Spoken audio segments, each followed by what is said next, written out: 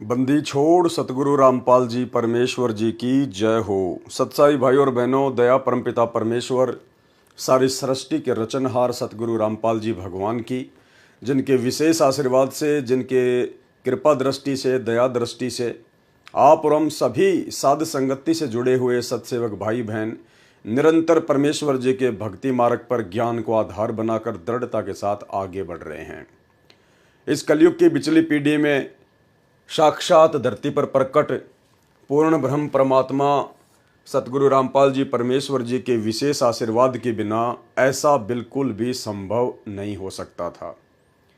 ये परमेश्वर की विशेष दया जो मालिक ने अपनी शरण में लिया, और शरण में लेने के बाद परमेश्वर ने हमें साध संगति का मौका दिया, क्योंकि परमात्मा कहते हैं कि साध संगति हरि भक्ति बिन कोई न उतरे पार, और निर्मल आदि अनादि है गंदा सब संसार।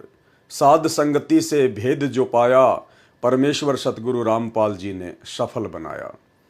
आज गुरुदेव भगवान का विशेष आशीर्वाद और साध संगति की बदौलत ही हम पूर्ण ब्रह्म परमेश्वर, जो असंख्य ब्रह्मांडों का स्वामी है, जो निर्गुण रूप में सतलोक में बैठकर सभी का भरण पोषण करता है, वह परमेश्वर स्वयं धरती पर संत रामपाल जी के रूप में प्रकट है, जिनको हम आज पहचान पाए, जान पाए।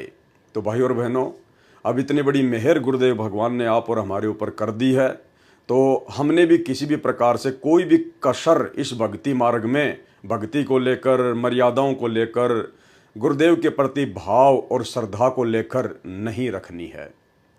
तो भाई और बहनों, यथार्थ भक्ति बोध के सरलार्थ के ऊपर हम आगे बढ़ें, उससे पहले गुरुदेव भगवान से विनती करेंगे, आशीर्वाद लेंगे, ताकि परमेश्वर हमें सद्बुद्धि बख्शे और उनके कर कमलों से रचित यथार्थ भक्ति बोध के अनुवाद को हम समझ सकें। बंदी छोड़ सतगुरु रामपाल जी परमेश्वर जी की जय हो।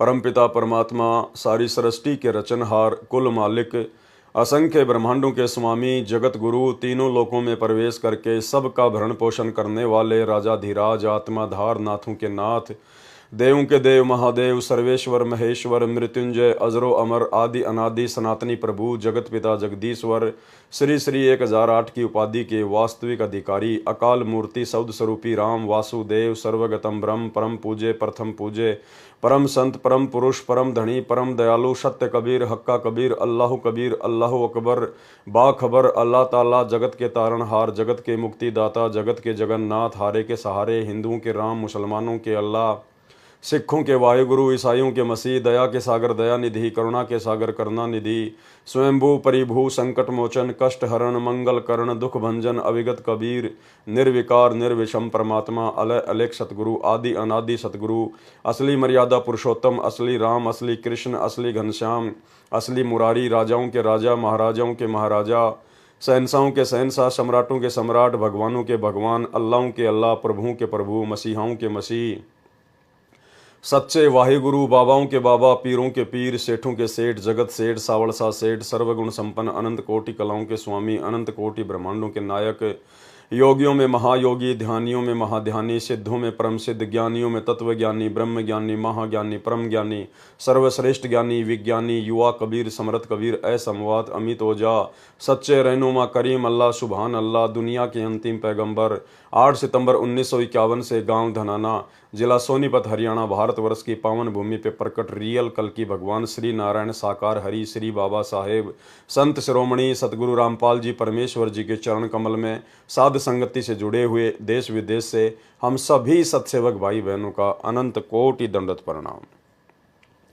तो भाई और बहनों, यथार्थ भक्ति बोध के सरलार्थ में गुरुदेव भगवान के विशेष आशीर्वाद से, उनकी रजा से हम काफ़ी आगे पहुंच चुके हैं, और आज हम चर्चा करेंगे इन वाणियों के माध्यम से परमेश्वर के सतलोक के विषय में। सतलोक में परमेश्वर जी का कैसा रूप है, कैसी उनकी आभा है, और सतलोक में कैसे कैसे ठाट बाट हैं, सतलोक कितना विशाल है, सतलोक में कैसे कैसे आनंद हैं, ये सारा वर्णन आगे इन वाणियों में किया हुआ है। तो गुरुदेव भगवान के आशीर्वाद से, उनके कर कमलों से लिखित इस पुस्तक को पढ़ने मात्र से भी हम बहुत से पुण्य के भागी मिलते हैं। इसलिए हमने बहुत ही ध्यान से इन चीज़ों को पढ़ना चाहिए, देखना चाहिए, क्योंकि हम इस वीडियो को देखकर रात को सो जाएंगे, कोई बड़ी बात नहीं है, लेकिन भाई और बहनों, आत्मा को परमात्मा ने जितना रिचार्ज करना था परमेश्वर ने उतना रिचार्ज उसको जो है वो कर दिया है। जैसे आपके मोबाइल में बैटरी होती है और आपने मोबाइल को चार्जिंग पे लगा दिया, आपका मोबाइल चार्ज हो गया 50%, और किसी कारण से आपका मोबाइल टूट गया, और जब आप बैटरी को निकालेंगे और दूसरे मोबाइल में डालेंगे तो बैटरी 50% ही चार्ज दिखाएगी। तो मोबाइल है शरीर और बैटरी है आत्मा। तो आत्मा को परमात्मा इस प्रकार से हर युग में धीरे धीरे धीरे धीरे रिचार्ज करते हुए, बहुत सारे हमारे को मानव शरीर देते हुए, उन मानव शरीरों के माध्यम से अपनी आत्मा को परमात्मा भक्ति से रिचार्ज करते करते करते करते यहाँ तक लेके आए हैं। और अब गुरुदेव भगवान के सत्संग सुनकर, उनसे आशीर्वाद लेकर, उनके मंत्र करके, उनकी आरतियां करके आत्मा निरंतर चार्ज होती रहती है। और बीच बीच में परमात्मा साध संगतियों के माध्यम से भी अपनी आत्मा को रिचार्ज करते रहते हैं। तो जितना हम परमेश्वर की महिमा को पढ़ेंगे सुनेंगे उतनी ही आत्मा हमारी रिचार्ज होती चली जाएगी। तो अब हम आगे चलते हैं सरलार्थ पर। वाणी। काल इंद्री कुर्बान कादर अविगत मूर्ति खूब है, छत्र सवेत विशाल लोचन गलता ना महबूब है। ये सतलोक में परमेश्वर जी की महिमा का वर्णन किया गया है। परमेश्वर को कालिंद्री कहा गया है। कालिंद्री का क्या अर्थ होता है? परमेश्वर कहते हैं, जिस प्रकार इस काल के 21 ब्रह्मांड में काल के आगे जितनी औकात एक इंद्र की होती है, उसी प्रकार सतलोक में यहाँ का जो ब्रह्म है, इस जैसे वहाँ पे करोड़ों इंद्र हैं, करोड़ों। यानी यहाँ 21 ब्रह्मांड में काल जितना शक्ति युक्त है, ऐसे ऐसे तो ना जाने अरबों खरबों शंखों इंद्र उस परमेश्वर के दरबार में उसकी शोभा बढ़ाते हैं। तो क्या कहा परमेश्वर ने? काल इंद्री कुर्बान कादर अवगत मूर्ति खूब है, और छत्र सवेत विशाल लोचन। परमेश्वर जी के शीश पर सवेत छत्र है, और जो सवेत छत्र गुरुदेव के सिंहासन के ऊपर है, उनके शीश के ऊपर है। सतलोक में एक सत्संग में गुरुदेव ने बताया कि इस पृथ्वी से भी कई गुना बड़ा वो छत्र सतलोक में परमात्मा के शीश के ऊपर है। सवेत छत्र विशाल लोचन, यानी परमेश्वर के विशाल नेत्र हैं, और गलताना महबूब है। काल इंद्री का अर्थ है कि परमेश्वर कबीर जी के लिए काल अर्थात 21 ब्रह्मांड के स्वामी ब्रह्म जैसे तो इंद्र जैसे हैं। जैसे काल लोक में एक ब्रह्मांड में एक इंद्र का लोक है, जिसके अधीन 33 करोड़ देवी देवता हैं। इंद्र उनका राजा है, जिस कारण से देवराज भी कहा जाता है। परंतु 21 ब्रह्मांडों का राजा है काल, परंतु ये जो ब्रह्म है ये 21 ब्रह्मांडों का राजा है। जैसे ब्रह्म की तुलना में इंद्र की महिमा कुछ भी नहीं है। इसी के आधार से संत गरीबदास जी ने परमेश्वर कबीर जी की उपमा की है कि उस कादिर अर्थात समर्थ परमात्मा की शक्ति महिमा के सामने काल ब्रह्म की महिमा उस इंद्र के समान है जो काल लोक में इंद्र बना है। इसलिए परमेश्वर को काल इंद्री अर्थात काल ब्रह्म जैसे, जिसके सामने इंद्र जैसे हैं, जैसे चार भुजा वाले को चतुर्भुजी कहते हैं, ऐसे ही परमेश्वर को कालिंद्री कहा जाता है। सतगुरु रामपाल जी परमेश्वर जी को अर्थात कबीर परमात्मा को कालिंद्री भी कहा जाता है। ऐसे कादिर यानी समर्थ परमात्मा पर मैं संत गरीबदास जी कुर्बान हूं। उस अविगत जिसकी गति अर्थात स्थिति से कोई परिचित न होने से उसे अविगत कहा जाता है। परमात्मा की मूर्ति अर्थात जीवित साकार तस्वीर खूब है, अर्थात वास्तव में परमेश्वर सुंदर शकल में है। वह परमात्मा विशाल लोचन अर्थात बड़ी बड़ी नेत्रों वाला है, मस्त महबूब है अर्थात आत्मा का प्रेमी है। जिस सिंहासन तख्त पर परमात्मा विराजमान है उसके ऊपर सफेद छत्र लगा है। जैसे राजा महाराजाओं के सिर पर छातानुमा चांदी या सोने का छत्र लगाया जाता था, उसी प्रकार परमेश्वर की स्थिति आंखों देखकर संत गरीबदास जी ने बताई है। वाणी। दिल अंदर दीदार दर्शन बाहर अंत ना जाइए, और काया माया कहाँ बपूरी तन मन शीस चढ़ाइए। सरलार्थ किया है परमात्मा ने। परमात्मा के दर्शन आप अपने हृदय में कर सकते हैं। दिल अंदर दीदार दर्शन, परमात्मा के दर्शन आप अपने हृदय में कर सकते हैं। भावार्थ है कि जिस समय आप सच्चे दिल से भक्ति करके परमात्मा को पुकारोगे तो आपको हृदय कमल में परमात्मा दर्शन देंगे।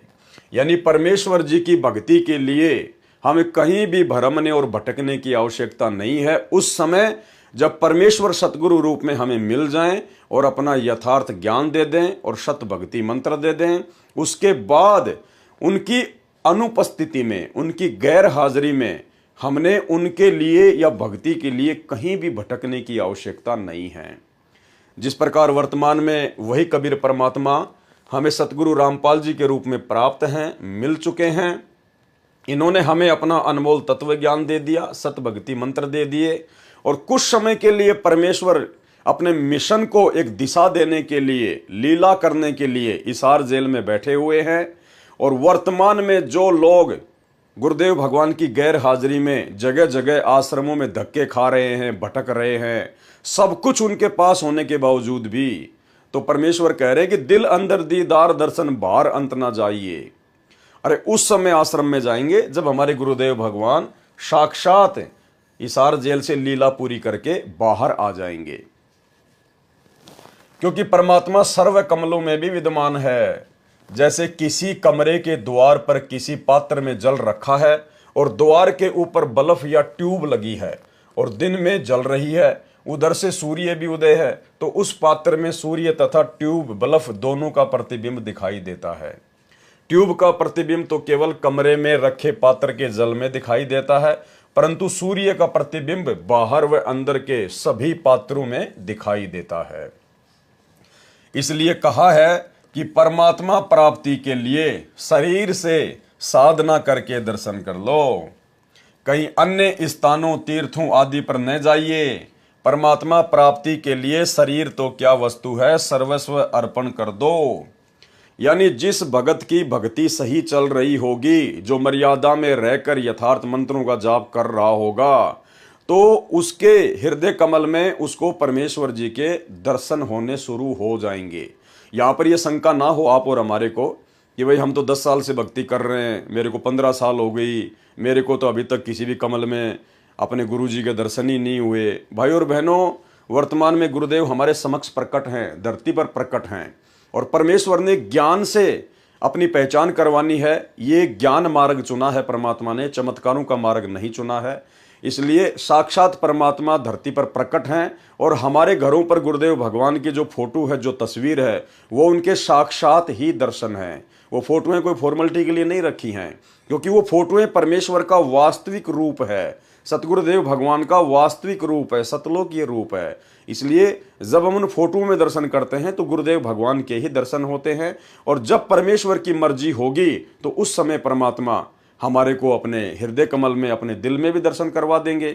लेकिन फिलहाल हम लोग ज्ञान में बहुत कमजोर हैं, बहुत कमजोर हैं। अभी हमें बहुत समय लगेगा। अगर हमारे साथ अभी से ऐसा होने लग गया, हालांकि जो मंत्र हमें गुरुदेव भगवान ने दिए हैं, इन सत भक्ति मंत्रों के थोड़े से जाप से ही चमत्कार होने शुरू हो जाते हैं। लेकिन वर्तमान में आप और हम भक्तों की नादानी को देखकर, आध्यात्मिक कमजोरी को देखकर परमेश्वर जानबूझकर उन कमलों में, उन मंत्रों की साधना से हमारे को दर्शन नहीं दे रहे, अन्यथा हम लोग भ्रमित हो सकते हैं, अहंकार में आ सकते हैं। इसलिए परमेश्वर जी का ऑपरेशन है, परमेश्वर अपने हिसाब से ही उसको चलाएगा, ठीक करेगा। हमने उनकी रजा में राजी रहना है। हमें परमात्मा चाहे किसी भी कमल में दर्शन दे या ना दें, हम अपने गुरुदेव भगवान के दर्शन रोजाना करते हैं, उनकी तस्वीरों के माध्यम से करते हैं और सूक्ष्म रूप में मानसिक तौर पर परमेश्वर का चिंतन मनन करना भी उनके दर्शन ही करने में आता है। तो इस बात को लेकर हमारे मन में शंका नहीं होनी चाहिए। जब हम उस लायक हो जाएंगे तो परमेश्वर ऑटोमेटिक हमारे को हर जगह दर्शन देंगे। ये कमल तो छोड़िए, खुली आंखों से भी हमारे को हर जगह परमात्मा ही दिखाई देंगे। परमात्मा प्राप्ति के लिए शरीर से साधना करके दर्शन कर लो, कहीं अन्य स्थानों, तीर्थों आदि पर ना जाइए। परमात्मा प्राप्ति के लिए शरीर तो क्या वस्तु है, सर्वस्व अर्पण कर दो। वाणी अविगत आदि जुगादि जोगी, सत्य पुरुष ल्योलीन है, गगन मंडल गलतान गैबी, जात अजात बेदीन है। अविगत आदि जुगादि जोगी, ये परमेश्वर जी के बारे में लिखा हुआ है कि सत्य पुरुष परमात्मा गगन मंडल अर्थात आकाश में बने सतलोक में रहता है। गगन मंडल गलतान गैबी, सत्य पुरुष परमात्मा गगन मंडल अर्थात आकाश में बने सतलोक में रहता है। वह आदि से ही विद्यमान है, आदि जुगादि, आदि यानी सृष्टि की शुरुआत से वह आदि से ही विद्यमान है। वही सच्चा जोगी है अर्थात साधु बाबा है, तत्व ज्ञान देने के लिए पृथ्वी पर आता है। वाणी, सुख सागर रत्नागर निर्भय, निज मुखबानी गांव ही, जिन आकर अजोख निर्मल, दृष्टि मुष्टि नहीं आवही। परमेश्वर सुख रूपी रत्नों का आगार है यानी भंडार है। सुख सागर रत्नागर निर्भय यानी सतलोक में बैठा हुआ वो परमात्मा सुखों का रत्नागर है, भंडार है। वो परमात्मा निर्भय है, उसी को किसी का भय नहीं है, इसलिए सुख सागर कहा जाता है। वह वास्तव में निर्भय है और अपने निजी मुख कमल से तत्व ज्ञान की वाणी कविताओं, भजनों, चौपाइयों, दोहों को राग बनाकर गाता है। निज मुखबानी गांव ही यानी अपने मुख कमल से तत्व ज्ञान की वाणी कविताओं, भजनों, चौपाइयों, दोहों को राग बनाकर गाता है। उस परमात्मा का सूक्ष्म आकार है जिस कारण से चरम दृष्टि से नहीं दिखता। उस परमात्मा का सूक्ष्म शरीर अजोख अर्थात जिसको कोई जोखिम खतरा नहीं है, उसका शरीर नष्ट नहीं होता, उसका शरीर अविनाशी है, निर्मल है अर्थात निर्विकार है। वाणी, झिलमिल नूर जहूर ज्योति, कोटि पदम उजियार है, उलट नैन बेसुन्ने बिस्तर, जहां तहां दीदार है। उस परमेश्वर के नूरी शरीर की महिमा की गई है यहाँ पर। उस परमेश्वर का शरीर झिलमिल झिलमिल करता है, झिलमिल नूर जहूर ज्योति। उस परमेश्वर का शरीर झिलमिल झिलमिल करता है। जैसे हम बचपन में देखा करते थे गांव में कि बहुत सारी माता बहनें अपने सर पर ऐसी चुंदड़ी ओढ़ा करती थी जिसमें बहुत सारे जो है वो सितारे लगे होते थे वाइट वाइट के, और जब वो चलती थी तो सूर्य के प्रकाश के कारण वो झिलमिल झिलमिल झिलमिल झिलमिल किया करते थे। या फिर दूसरा उदाहरण ऐसे लीजिए, जैसे आपसे काफी दूर पर किसी पहाड़ पर बहुत सारे बल्ब जल रहे हों और रात्रि में वो दूरी पर जलने के कारण झिलमिल झिलमिल करते हैं। तो इस प्रकार से परमेश्वर के शरीर का जो नूर है, जो तेज है, जो आभा है, वो झिलमिल झिलमिल करती रहती है, बड़ी आनंददायक है। उस परमेश्वर का शरीर झिलमिल झिलमिल करता है। उसके नूर अर्थात प्रकाश का जहूर नजारा ज्योति इतनी है कि करोड़ पद्मों का प्रकाश है। जैसे श्री कृष्ण जी के पैर में पद्म था, उसका प्रकाश 100 वाट के बल्ब जितना था। परमात्मा के शरीर की ज्योति दूर से करोड़ों पद्मों जैसी दिखाई देती है। उसको देखने के लिए अपने नेत्रों को संसार से उलटकर हटाकर ऊपर उस शून्य रूप आकाश में लगा, अर्थात जो गुरुदेव भगवान ने हमें साधना दी है, जो मंत्र दिया है सतनाम का, सुरति नृति मन और पवन के साथ में पूर्ण मर्यादा में रहकर हम उन मंत्रों का जाप करें और एक समय हमें उस परमेश्वर के दर्शन होने शुरू होंगे। जहां परमात्मा का बिस्तर अर्थात निवास है, वहां उस परमेश्वर का वास्तविक दर्शन होता है, जिसके एक रोम अर्थात शरीर के बाल का प्रकाश करोड़ों सूर्य तथा करोड़ों चंद्रमाओं से भी अधिक है। वाणी, अष्ट कमल दल सक्कल रमता, त्रिकुटी कमल मद निरख ही, श्वेत ध्वजा सुन गुम्मट आगे, पचरंग झंडे फर्क ही। उस परमेश्वर का वास कहां कहां है, वो परमेश्वर कहां कहां रहता है। अष्ट कमल दल सक्कल रमता, 8वें कमल दल यानी अक्षर पुरुष के लोक में भी वो परमात्मा रमा हुआ है, रहता है। और त्रिकुटी कमल मध्य निरख ही, और त्रिकुटी पर भी वो परमात्मा सतगुरु रूप में विद्यमान रहता है।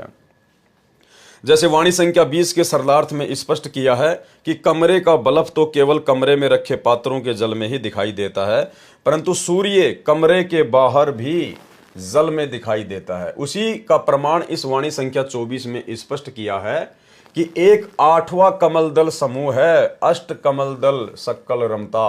8वां कमल दल समूह है जो काल के लोकों से बाहर अक्षर पुरुष के लोक में है, यानी 8वां जो कमल है वो अक्षर पुरुष का है। काल तक के लोक में ये जो हमारा जो पिंड है, इसमें एक ब्रह्मांड की पूरी रचना है, इसमें केवल 7 ही कमल हैं, 7 ही कमल हैं।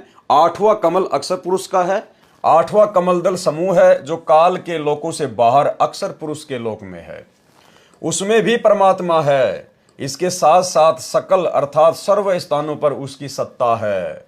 उसको त्रिकुटी कमल में भी देखा जाता है। शून्य अर्थात आकाश में शून्य स्थान वाले सतलोक में परमात्मा के गुम्मट के ऊपर सफेद ध्वजा फरक रही है, लहरा रही है। उस गुम्मट नुमा महल में परमेश्वर सिंहासन पर विराजमान है। उस गुम्मट के आगे ऊंचे स्तंभ पर 5 रंग का झंडा अलग से फरक रहा है। यानी ये परमेश्वर जी की और उनके सतलोक की महिमा की गई है। वाणी सुन मंडल सतलोक चलिए, नोदर मुंद बिसुन है, दिव चिशब्यों एक बिंब देखा, निज श्रवण सुनि धुनी है। ऊपर शून्य रूप आकाश में बने सतलोक में चलो, शून्य मंडल सतलोक चलिए। उसके लिए बाहर के 9 दर 9 द्वारों को मूंद कर बंद करके दिव्य चिश्मों यानी नेत्रों से एक बिंब अर्थात चमकता चेहरा देखा, अपने कानों से सतलोक की धुन अर्थात शब्द की आवाज सुनी। ये गरीबदास जी महाराज जी कह रहे हैं कि जब मैं गया परमात्मा के साथ में तो मैंने इस प्रकार से उस परमेश्वर जी के दर्शन किए। सुन मंडल सतलोक चलिए, नोदर मुंद बिशुन है, दिव चिशब्यों एक बिंब देखा, निज श्रवण सुनि धुनी है।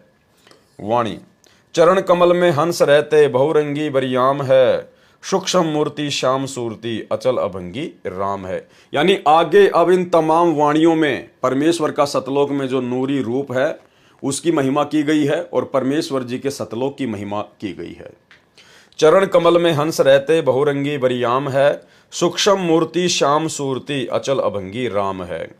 उस परमेश्वर के चरण कमल में अर्थात उनके लोकों में उनकी शरण में हंस निर्विकार भगत जन रहते हैं। वह परमात्मा बहुत भांति से बरियाम अर्थात श्रेष्ठ है, महिमा करने के योग्य है। वह सूक्ष्म मूर्ति अर्थात स्वरूप में श्याम सूरती है। यहाँ पर श्याम सूरती का अर्थ है, जिसका अर्थ है कि शाम के समय सूर्य का प्रकाश धीमा रहता है। उसी प्रकार जब परमात्मा पृथ्वी लोक में आता है, जैसे आज वर्तमान में परमात्मा सतगुरु रूप में पृथ्वी पर आ चुके हैं, तो उनके शरीर का तेज हल्का रहता है। परमेश्वर अपने उस तेजोमय नूरी शरीर को श्याम सूरती यानी हल्का बनाकर वर्तमान में सतगुरु रूप में प्रकट हैं।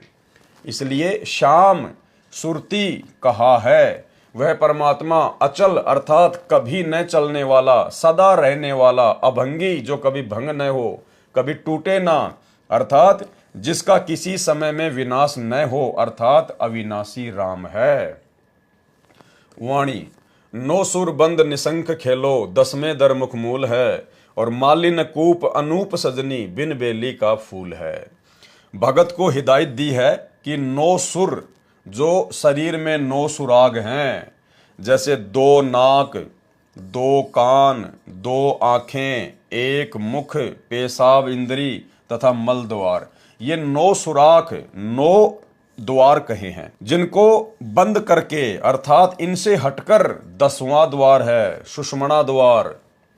उस 10वें द्वार में मुख अर्थात मुख्य मूल अर्थात मोक्ष की जड़ें हैं।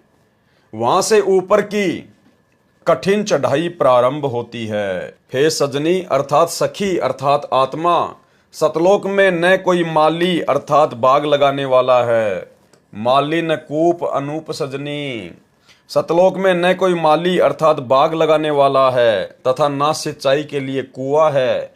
क्योंकि जिस समय ये वाणी संत गरीबदास जी ने बोली थी सन 1730 से 1778 तक, उस समय उस क्षेत्र में सिंचाई कुओं से होती थी। सतलोक में अपने आप प्रभु कृपा से बाग लगे हैं, सिंचाई भी अपने आप होती रहती है। सत्य पुरुष किसी माता से नहीं जन्मा, वह बिन बेली का फूल है, अजन्मा है, बिन बेली का फूल है। यानी जैसे जो फूल वगैरह जो लगते हैं पेड़ पर, वो किसी न किसी बेल से लगते हैं, किसी न किसी वो टहनी से लगते हैं। लेकिन परमेश्वर के विषय में कहा कि वो बिन बेली का फूल है, यानी वो किसी माता से पैदा नहीं हुआ है। वाणी श्वास ऊश्वास पवन को पलटे, नाग फुनी को भूंच हैं, सुरती नृति का बांध बेड़ा, गगन मंडल को कूच हैं। अब भाई और बहनों, ये वाणी बहुत इंपॉर्टेंट है, क्योंकि देखो परमेश्वर ने हमें साध संगत से जुड़े हुए भाई बहनों को वर्तमान में अपने विशेष आशीर्वाद से उस स्थिति में लाके खड़ा कर दिया कि अब हमने परमेश्वर जी के सत भक्ति मंत्रों को, चाहे प्रथम नाम हो चाहे सतनाम हो, हमने विशेष ध्यान से जाप करना पड़ेगा। जो विधि परमेश्वर ने उन मंत्रों के जाप करने की बताई है, सुरति नृति मन और पवन के साथ में एकांत में बैठकर एकाग्रचित होकर ध्यान लगाकर अब हमने उस विधि से इन मंत्रों का सुमरण करना पड़ेगा, शुरू करना पड़ेगा। आशीर्वाद गुरुदेव भगवान का रहेगा, अन्यथा भक्ति नहीं बनेगी, उस स्तर की नहीं बनेगी जिस स्तर की भक्ति परमात्मा चाहते हैं। वो समय अलग था, वो शुरुआत का समय था कि नाम उठत नाम बैठत नाम सोवत जागबे, नाम खाते नाम पीते नाम सेती लागबे। बच्चा जब पहली क्लास में आता है तो उसको बोल बोल के पढ़ाया जाता है, गा गा के पढ़ाया जाता है, A for apple, B for ball. और जब वही बच्चा 8वीं 10वीं में चला जाता है तो उस बच्चे को पूरी वास्तविकता समझ में आ जाती है। फिर वो बच्चा बोल बोल कर नहीं पढ़ाई करता कि A for apple, B for ball, फिर वो डायरेक्ट सेंटेंस बोलता है, क्योंकि उसको पता चल गया कि ए से केवल एप्पल ही नहीं है, ए से तो ना जाने हजारों की संख्या में मीनिंग होते हैं। तो इसी प्रकार गुरुदेव भगवान ने आप और हमारे को उस लायक बना दिया साध संगति से जोड़ के कि अब हमने परमेश्वर की भक्ति को, उनके सत भक्ति मंत्रों को विशेष सावधानी से लेना पड़ेगा। श्वास ऊ श्वास पवन को पलटे नाग फुनी को भूंच है, सुरती नृति का बांध बेड़ा गगन मंडल को कूच है। श्वास जो बाहर छोड़ते हैं तथा ऊ श्वास जो अंदर लेते हैं, यानी सतनाम के विषय में परमात्मा समझा रहे हैं। इस विधि से जो नाम के जाप को करके वायु को अर्थात श्वास को सूक्ष्म करके नागफनी अर्थात सर्पनुमा नाड़ी जो नाभि के चारों ओर 2.5 लपेटे लगाई है उसका ढीला करना है, उसको ढीला करना है, तब ऊपर चलने का मार्ग मिलता है, तब ऊपर चलने का मार्ग मिलता है। और वो होगा कैसे? वो सतनाम के जाप से होगा। फिर सतनाम का श्वास से सुमरण करता है, आकाश में बने सतलोक की ओर प्रस्थान करना होता है। सुरती नृति का बेड़ा बांधने का अभिप्राय है। अब ये ध्यान से सुनना कि हमने इन मंत्रों को किस विधि से करना है और कितनी गहनता से लेना है। सुरती नृति का बेड़ा बांधने का अभिप्राय है कि सतनाम का जाप श्वास से मन तथा सुरती नृति का समूह बनाकर करने को बेड़ा बांधना कहा गया है। यानी सारे एलिमेंट हमने इन मंत्रों के ऊपर लगाने पड़ेंगे जो विधि गुरुदेव ने जिस मंत्र की बताई है, सुरती नृति मन पवन। पुराने समय में दरिया को पार करने के लिए सूखी लकड़ियों को इकट्ठा करके लगभग 20 फुट चौड़ा तथा 3 फुट मोटा बेड़ा बनाते थे, दरिया में डालकर उसके ऊपर बैठकर नदी को पार करते थे। उसी का उदाहरण देकर कहा है कि आत्मा भव सागर से पार होने के लिए सुरती नृति मन तथा पवन श्वास को इकट्ठा करके बेड़ा बांध ले। भावार्थ है कि सुमरण करते समय मन सुरती नृति और श्वास मंत्र के जाप पर लगी रहे, ऐसा सुमरण सफल होता है। क्या बताया परमात्मा ने? ऐसा सुमरण सफल होता है। मन कहीं गया, श्वास कहीं चल रही है, माला हाथ में चल रही है, यह सुमरण सफल नहीं होता। और ये कौन सी स्थिति है कि नाम उठत नाम बैठत नाम सोवत जागबे, नाम खाते नाम पीते नाम सेती लागबे। उस स्थिति में क्या होगा? मन कहीं गया, श्वास चल रहा है, माला हाथ में चल रही है, यह सुमरण सफल नहीं होगा। वो केवल भक्ति की शुरुआत तक ठीक था, जिस समय हमें संपूर्ण ज्ञान नहीं होता है, हम इस भक्ति से भगवान से इतने परिचित नहीं होते हैं। तो परमात्मा चाहते हैं कि ये जैसे भी खाता पीता उठता बैठता है, दौड़ता भागता मंत्रों को करता रहे, और जब ये आगे बढ़ेगा, सत्संग सुनेगा, ज्ञान होगा, तो एक दिन विधि से भी करेगा। तो भाई और बहनों, अब हमने परमेश्वर के द्वारा जो विधि बता दी गई है, सुरती नृति मन और पवन से एकाग्रचित होकर कुछ समय हमने परमेश्वर के सुमरण के लिए निकालना पड़ेगा। यानी विधिवत हमने जाप करने पड़ेंगे, अन्यथा बात नहीं बनेगी, कमाई हमारी नहीं बन पाएगी। परमेश्वर कबीर जी ने कहा है, कबीर माड़ा तो कर में फिरे और जीव फिरे मुख माही, और मनवा तो 10 दिशा फिरे, ये तो सुमरण नाही। वाणी सुन ले जोग बिजोग हंसा, शब्द महल को सिद्ध करो, ये गुरज्ञान विज्ञान वाणी, जीवित ही जग में मरो। अब ये वाणी भी बहुत ज़्यादा इंपॉर्टेंट है आप और हमारे लिए, सत्सेवकों के लिए, सुमरण को लेकर।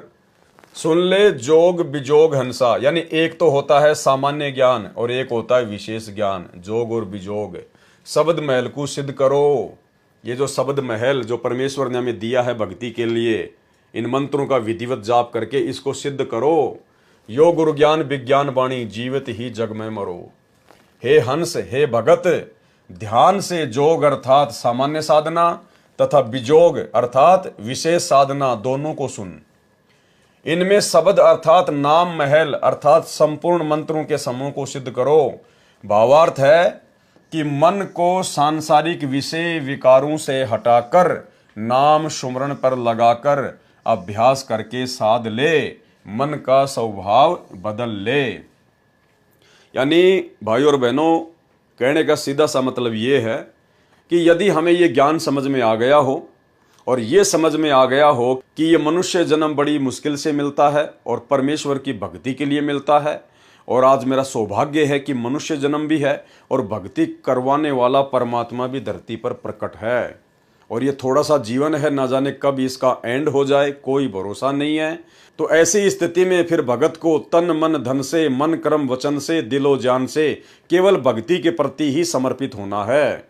उसको अपना 90% समय केवल परमेश्वर की भक्ति में लगाना चाहिए, 10% केवल अपनी रोजी रोटी के लिए, और रोजी रोटी भी परमेश्वर के आशीर्वाद से मिलेगी, उनकी रजा से मिलेगी। अगर भक्ति करेंगे तो परमेश्वर उसमें कोई बाधा उत्पन्न नहीं होने देगा। जिस परमेश्वर ने करने के लिए भजन दे दिया तो भोजन के लिए परमात्मा भूखा नहीं मारेगा, भोजन की व्यवस्था तो परमात्मा पहले करेगा। तो हमने ज़्यादा से ज़्यादा समय परमेश्वर की भक्ति के लिए निकालना चाहिए। और जितने भी हमारे सांसारिक काम धंधे हैं जो हमने फैला रखे हैं, यो गुरु ज्ञान विज्ञान वाणी, जीवित ही जग में मरो, यानी हमने जितने भी सांसारिक काम धंधे जो फैला रखे हैं 2 पैसे के लालच में, और आगे से आगे हम उनको बढ़ाते जा रहे हैं। एक फैक्ट्री लग गई, दूसरी की तैयारी हो रही है, एक ऑफिस खोल लिया, दूसरी ब्रांच की ओर तैयारी हो रही है। तो भाई और बहनों, अब हमने इन आदतों से पीछे हटना पड़ेगा। ये काल की बीमारी है, हमने इन चीजों से पीछे हटना पड़ेगा, अपने काम धंधे को धीरे धीरे समेटना पड़ेगा। अगर ज्ञान समझ में आ गया तो ज्यादा समय हमने परमेश्वर की भक्ति को देना पड़ेगा, सत्संग सुनने को देना पड़ेगा, सुमरण को देना पड़ेगा, तब कहीं जाके हमारी बात बनेगी। और जितने भी विषय विकार हैं उनसे भी हमने पीछे हटना पड़ेगा गुरुदेव भगवान के आशीर्वाद से। इनमें शब्द अर्थात नाम महल अर्थात संपूर्ण मंत्रों के समूह को सिद्ध करो। भावार्थ है कि मन को सांसारिक विषय विकारों से हटाकर नाम सुमरण पर लगाकर अभ्यास करके साध ले, मन का स्वभाव बदल ले। ये है गुरु ज्ञान और विज्ञान अर्थात तत्व ज्ञान की वाणी अर्थात वचन, और जीवित ही जग में मर ले। जीवित जग में मरने का भाव है कि मन की कल्पनाओं को रोककर इच्छाओं का दमन कर। मन की कल्पनाओं को रोककर, मन तो आपको हमेशा आगे से आगे बढ़ाएगा। और अब तो आपको परमात्मा की भक्ति मिल गई, आपको सहारा मिल गया परमात्मा का, अब तो आपका काम धंधा पहले से कहीं अच्छा चलेगा। तो मन आपको आगे से आगे दौड़ाएगा कि बेटा काम बढ़ा, लेबर बढ़ा। तो भाई और बहनों, इन मन की कल्पनाओं को हमने रोकना है, ये सोचकर कि ये काम धंधे करते करते तो असंख्य जन्म बीत गए, कुछ भी हाथ नहीं आया। और भाई और बहनों, अब ये परमात्मा मिला है, काम धंधा भी परमात्मा चलाएगा, थोड़े से में पूरे परिवार का पेट भरेगा, समय आने पर हर प्रकार की हमारी इच्छाओं की पूर्ति करेगा। और बाकी जोड़ जोड़ के रखना, बैंक बैलेंस बनाना, ये फिर भक्ति में भक्तों के काम नहीं है। जीवित जग में मरने का भाव है कि मन की कल्पनाओं को रोककर इच्छाओं का दमन कर। जैसे व्यक्ति की अचानक मृत्यु हो जाती है, उसके मन की सारी योजना फेल हो जाती है। साधक पहले से ही यह धारणा बनाकर संसार में निर्वाह करता है, लंबी चौड़ी योजनाएं न बनाकर इच्छाओं को सीमित रखता है। यानी भगत के परमात्मा ने लक्षण बताए हैं कि लंबी चौड़ी योजनाएं न बनाकर इच्छाओं को सीमित रखता है। क्योंकि आज हम जिन कार को, कोठियों को, बड़ी बड़ी फैक्ट्रियों को बनाने में, अपने काम धंधे को बढ़ाने में, प्लाटों पे प्लाट लेकर पटकने में, जमीनों पर जमीन लेकर पटकने में, जो अपना जितना समय बर्बाद हम कर रहे हैं, ये सब कुछ चीजें यहीं रह जानी है, कुछ भी साथ नहीं जाएगा, शरीर भी साथ नहीं जाएगा, सबको पता है। लेकिन जब गुरु का ज्ञान हो जाए तो फिर हमने इन चीज़ों पर कंट्रोल रखना सीखना होगा, हमने कंट्रोल करना पड़ेगा इनके ऊपर, अन्यथा हमारा अधिकांश समय इन्हीं मन की कल्पनाओं में व्यर्थ हो जाएगा। लंबी चौड़ी योजनाएं न बनाकर इच्छाओं को सीमित रखता है, वह यह विचार करके सत्संग में जाता है कि मान ले मेरी आज मृत्यु हो जाती तो भी घर ऑफिस कार्यालय का कार्य नहीं कर सकते थे, इसलिए मान ले हमारी मृत्यु हो गई, हम चले सत्संग में, 3-4 दिन के लिए जीवित मर गए। विचार करें, मृत्यु तो किसी की भी कभी भी हो सकती है, तब भी कार्य से सब्र करना पड़ता है। सर्व कार्य सदा के लिए छूट जाता है, वह हानि भी हो जाती है जो मरने वाले की कमाई मेहनत व्यापार न करने से होनी है। उसकी क्षतिपूर्ति कभी नहीं हो सकती। जो भगत जीवित मरकर सत्संग में 3-4 दिन के लिए गया था, उसके अभाव में 3-4 दिन में जो व्यवसाय में हानि होनी थी, उसकी क्षतिपूर्ति तो वह फिर से कर सकता है, क्योंकि वह परमानेंट नहीं मरा है, वह तो जीवित मरा है। वैसे तो भक्तों के सत्संग में जाने से कभी हानि नहीं होती, लाभ ही होता है। इसको कहते हैं जीवित मरना। संत गरीबदास जी ने कहा है कि गुरुजी द्वारा बताए ज्ञान तथा तत्व ज्ञान का सारांश ये है कि यदि भक्ति करना तथा मोक्ष पाना चाहता है तो जीवित मर ले, यानी उपरोक्त सारी चीजों को अपने जीवन में धारण कर ले, मन की कल्पनाओं को शांत कर, रोक, विषय वासनाओं से विषय विकारों से अपने आप को हटा और एक प्रकार से जीवित मर के परमात्मा की भक्ति कर कि सोचो मैं तो मर गया, अब ना कोई काम, ना कोई धंधा, ना कोई रिश्तेदारी, ना कोई बोलने वाला। इस भाव से हमने परमेश्वर जी की भक्ति को महत्व देना है और परमात्मा फिर अपने भगत के काम बिगड़ने नहीं देता है। वाणी, उज्ज्वल हिरंबर श्वेत भोरा, अक्षय व्रत सतबाग है, जीतो काल विशाल सोहम तर तीवर बैराग है। अब भाइयों और बहनों, ये जो आदरणीय गरीबदास जी महाराज जी की वाणियां हैं, ये गूढ़ ज्ञान है, इनमें बहुत सारी भाषाओं के शब्दों का समावेश है और ये वाणियां एक कैप्सूल रूप में है, यानी कैप्सूल के अंदर एक बीमारी का समाधान छुपा होता है। तो ये एक बार के कोई देखने से या पढ़ने से आप और हमारी समझ में नहीं आएंगी। कोई ये सोचे कि भाई हम तो पढ़ रहे हैं, हमारी समझ में नहीं आ रही ये वाणियां, तो ये मुझे भी कोई एक बार कोई पढ़ने से या देखने से समझ में नहीं आ रही हैं, लेकिन आत्मा चार्ज हो रही है, आत्मा अंदर से इस ज्ञान को स्वीकार जो है वो कर रही है। और धीरे धीरे जब हम इन वीडियो को बार बार देखेंगे, परमेश्वर की इस पुस्तक को जब कभी हम पढ़ेंगे, कभी हम गुरुदेव के सत्संग सुनेंगे, इन वाणियों का जिक्र आएगा, क्योंकि आने वाले समय में परमात्मा गरीबदास जी की वाणियों पर ही सत्संग करेंगे। बाकी ब्रह्मा विष्णु महेश का बाप कौन है, उसकी माँ कौन है, दुर्गा का पति कौन है, ये परमात्मा ने बता दिया। जो बताना था वो डीवीडी भर चुकी हैं, मेमोरी कार्ड भर चुके हैं, सत्संग यूट्यूब पर पड़े हैं, जिसको वो प्रमाण देखने वहां जाकर देखो। आने वाले समय में परमात्मा केवल वाणियों का ही खुलासा करेंगे, तो फिर हमें ये वाणियां भी धीरे धीरे समझ में आने लगेंगी।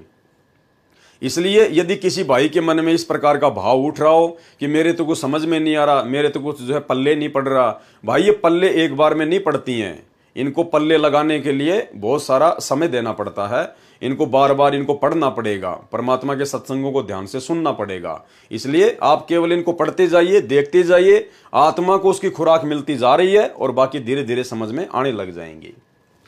उज्ज्वल हिरंबर श्वेत भोरा, अक्षय व्रत सतबाग है, जीतो काल विशाल सोहम तर तीवर बैराग है।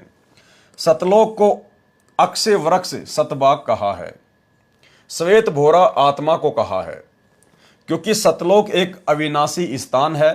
भगत काल लोक में मैले विचारों वाला काला भंवरे जैसा हो चुका है। ये भगत उत्तम कर्म करके, सत्य साधना करके उज्जवल सफेद हंस बनकर जाता है, अर्थात पवित्र होकर सतलोक में जाता है। उसके लिए बताया है कि सोहम आदि आदि जो भक्ति के संपूर्ण मंत्र हैं, उनको तरतीवार प्राप्त करके तरतीवर बैराग है। तरतीवर का मतलब होता है तरतीवार, कर्म अनुसार। जैसे परमात्मा 3 क्रम में हमारे को नाम दीक्षा देते हैं, उसको कहते हैं तरतीवार।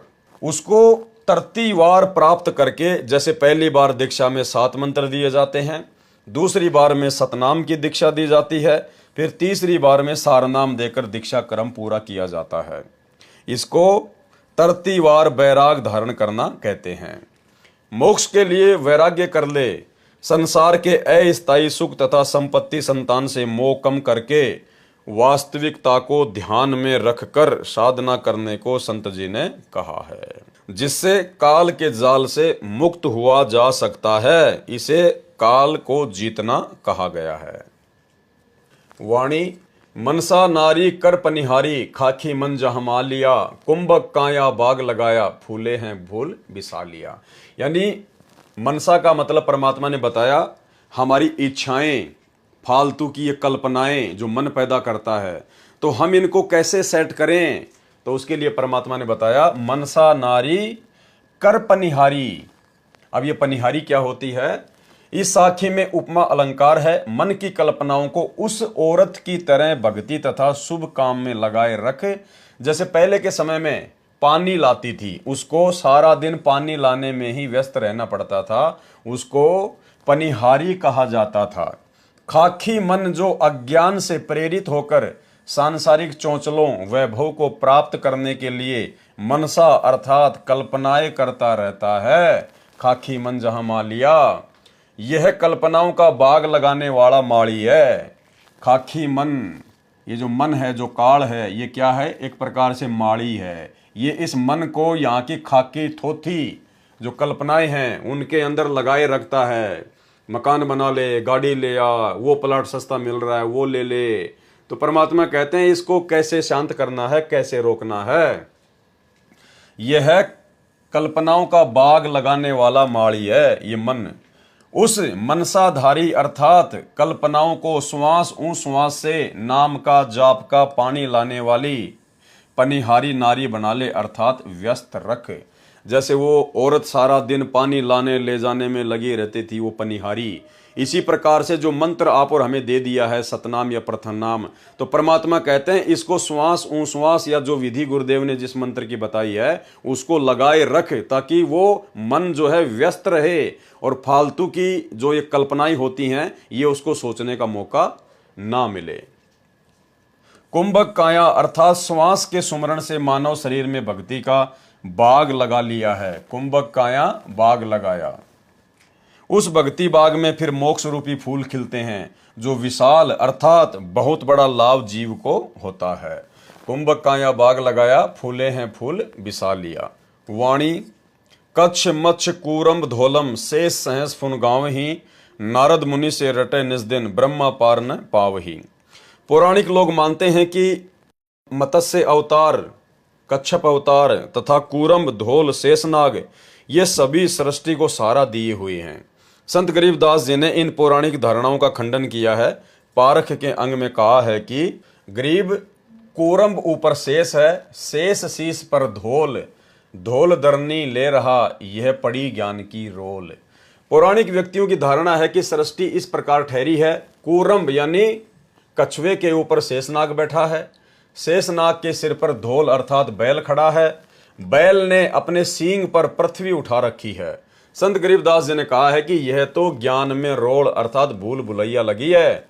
वाणी में खंडन किया है, गरीब कूरम्ब किसके आसरे और कौन शरण है शेष, बटक बीज विस्तार है समझे ज्ञान नरेश। गरीब अनंत कोटि ब्रह्मांड का एक रति नहीं भार, सतगुरु पुरुष कबीर है कुल के सिरजन हार। प्रथम वाणी की प्रथम पंक्ति में प्रसन्न किया है तथा प्रथम वाणी की दूसरी पंक्ति तथा दूसरी वाणी में उत्तर दिया है कि आप कहते हो कि कूरम्ब के ऊपर शेष है, तो कूरम्ब किसके सहारे रुका हुआ है? जब कूरम्ब को कहीं से सहारा नहीं तो शेष किसकी शरण में है, अर्थात शेष नाग को किसने रोका है? उत्तर दिया है कि यह सर्व रचना ऐसे है जैसे बटक यानी बड़ अर्थात वट वृक्ष की उत्पत्ति राई जैसे दाने अर्थात वट के बीज से होती है, फिर वह आगे आगे बढ़ता और फैलता चला जाता है। इसका रहस्य कोई ज्ञान नरेश अर्थात महाज्ञानी तत्वदर्शी संत ही जानता है। वास्तव में असंख्य ब्रह्मांडों के सृजनहार परमेश्वर कबीर जी ही हैं और सतगुरु रूप में प्रकट होकर उन्होंने ये ज्ञान स्वयं ही बताया है। अनंत ब्रह्मांडों को एक दूसरे से आकृति आकर्षित करके रोका है, यह परमात्मा की शक्ति से ही। गुरुत्व व आकर्षण सर्व ग्रहों तथा ब्रह्मांडों में कार्य कर रहा है। परमेश्वर ने सर्व संसार की रचना करके अपनी शक्ति से चला रखा है। जैसे वैज्ञानिकों ने रॉकेट बनाकर प्लूटो ग्रह पर भेजा है, जो 9 वर्ष तक चलकर उसकी कक्षा में चक्कर लगा रहा है। इसी प्रकार परमात्मा कबीर जी ने सर्व ब्रह्मांडों की संरचना ऐसे की है कि ये अपने आप चल रहे हैं तथा चक्कर लगा रहे हैं। इनका समय निर्धारित कर रखा है, तब तक ये चलते रहेंगे। परमेश्वर पर इनका कोई भार नहीं है। जैसे कि मानव ने हवाई जहाज बना रखा है जो आकाश में उड़ता है, मानव उसके ऊपर सवार है। इसी प्रकार परमेश्वर ने सर्व ब्रह्मांडों की रचना करके चला रखा है, उड़ा रखा है तथा स्वयं भी उसी पर बैठे हैं। वाणी संख्या 32 ब्रह्म वेदी का सरलार्थ चल रहा है। उसी प्रसंग पर आता हूं। आपके अनुसार माने तो जिन कच्छ, मच्छ, कूरम, धौल तथा शेषनाग को आप इतने शक्तिशाली मानते हो, तो वे भी किसी अन्य समर्थ की भक्ति कर रहे हैं, परंतु सर्व प्राणी शास्त्र विधि त्याग कर मनमाना आचरण कर रहे हैं, जिस कारण से सफलता नहीं मिल रही। शेषनाग के 1000 मुख हैं और प्रत्येक मुख में 2-2 जीभ हैं। शेषनाग भी नाम जाप करता है, उसको भी आज तक परमात्मा की महिमा का ज्ञान नहीं। उसको परमात्मा का पार अर्थात मोक्ष स्थान नहीं मिला है। इसके अतिरिक्त शास्त्र विधि विरुद्ध साधना नारद जी जैसे ऋषि भी नाम की रटना लगाते हैं, वे भी असफल रहे। उनके पिता श्री ब्रह्मा जी को भी परमात्मा का पार नहीं पाया, मोक्ष की प्राप्ति नहीं हुई। वाणी शंभु जोग बिजोग साध्या अचल अडिग समाध है, अविगत की गति नाही जानी लीला अगम अगाध है। शंभु यानी शंकर जी। श्री शंकर जी ने जोग अर्थात सामान्य साधना द्वारा तथा परमेश्वर जी के केवल सोहम नाम प्राप्त करके उसको विजोग अर्थात विशेष साधना मानकर अचल अडिग अर्थात लंबे समय तक निश्चलता से समाधि लगाई, परंतु अविगत अर्थात पूर्ण परमात्मा की गति यानी स्थिति नहीं जान सके। शंभु जोग बिजोग साध्या अचल अडिग समाध है, क्योंकि उस परमेश्वर की लीला अगम अगाध यानी सबसे भिन्न है, आगे की है। अविगत की गति नाही जानी लीला अगम अगाध है। वाणी सनकादिक और सिद्ध 84 ध्यान धरत है तास का, 24 अवतार जपत हैं परमहंस प्रकाश का। सनकादिक अर्थात सनक, सनंदन, संत, कुमार, ये 4 ब्रह्मा जी के मानस पुत्र हैं, जिन्होंने वरदान प्राप्त कर रखा है कि हमारी आयु जितनी है, हमारा शरीर 5 वर्ष के बालक जैसा रहे, हम ना जवान हो और ना बूढ़े हों। वे अपनी उम्र भर 5 वर्ष के रहेंगे। इनको भी अध्यात्म ज्ञान में विद्वान माना जाता है, परंतु तत्व ज्ञान के अभाव से ये सनकादिक तथा 84 सिद्ध परमात्मा का ध्यान धरते हैं। कहते हैं कि हम पूर्ण परमात्मा की भक्ति करते हैं, और 24 अवतार माने गए हैं, वे भी पूर्ण परमात्मा की भक्ति करने का दावा करते हैं और कहते हैं कि परमात्मा का प्रकाश देखते हैं। परमात्मा परमहंस तो निराकार है, ये सब भ्रमित साधना करके काल जाल में ही फंसे हैं। यानी भाई और बहनों, आप और हम सभी भाई बहनों का जिन्होंने परमेश्वर की शरण प्राप्त कर ली है सतगुरु रामपाल जी की, आप और हमारा कितना बड़ा सौभाग्य है कि ये इतने बड़े बड़े सिद्ध महर्षि ब्रह्मा विष्णु महेश देवी देवता, इनको भी परमात्मा की महिमा का ज्ञान नहीं है, इनको भी ये तत्व ज्ञान नहीं है, इनको भी मोक्ष मार्ग नहीं है। ये भी आने वाले समय में 84 लाख योनियों में मां कष्ट उठाएंगे। तो आप और हमने किस कदर अपने गुरुदेव भगवान के ऊपर कुर्बान हो जाना है। परमेश्वर ये समझाना चाहते हैं कि तुम्हारा कितना बड़ा सौभाग्य है कि जो वस्तु उन महिमावान लोगों को नहीं मिली जो इस सृष्टि के आधार हैं 21 ब्रह्मांड के, और तुम्हें वो परमात्मा आज सहज में मिल गया। इसलिए उस परमेश्वर की कदर कीजिए। 87, 88 और 33 सूरज चंद चिराग है, धर अंबर धरनी धर रटते अवगत अचल विहाग है। 88,000 ऋषि तथा 33 करोड़ देवता तो सूरज तथा चंद्र की तरह हैं। जैसे देवताओं को सूरज जानो और ऋषि रूपी चांद से अधिक उज्जवल हैं।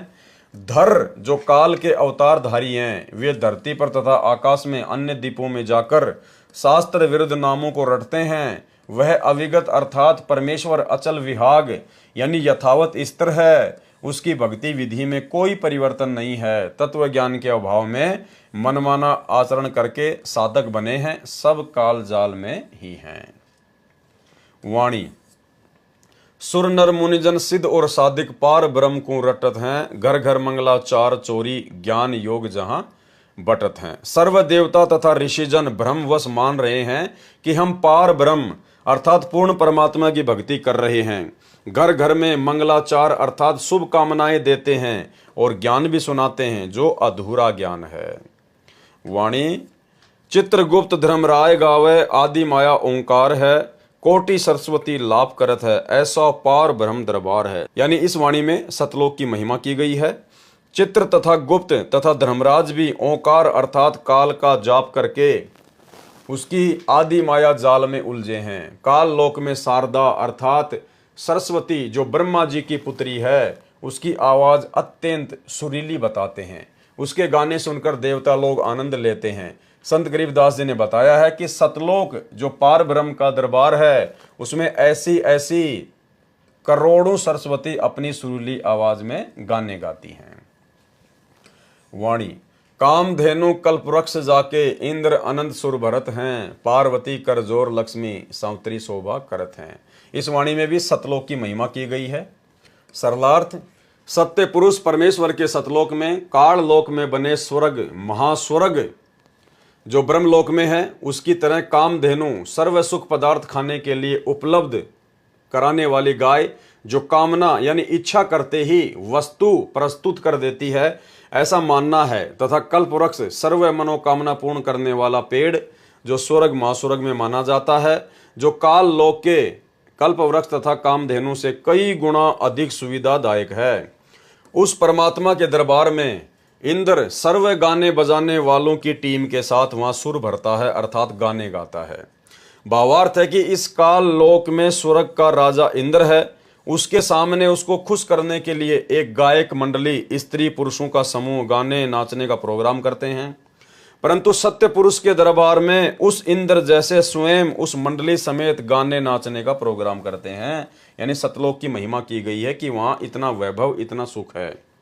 ऐसे ऐसे अनंत प्रोग्राम सत्य पुरुष के सतलोक में होते हैं तथा यहाँ की महान देवियां पार्वती लक्ष्मी तथा सावित्री जैसी सुंदर देवियां परम पुरुष के दरबार की शोभा बढ़ा रही हैं।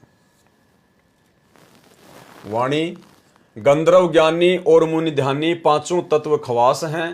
त्रिगुण तीन बहुरंग बाजी कोई जन बिरले दास है।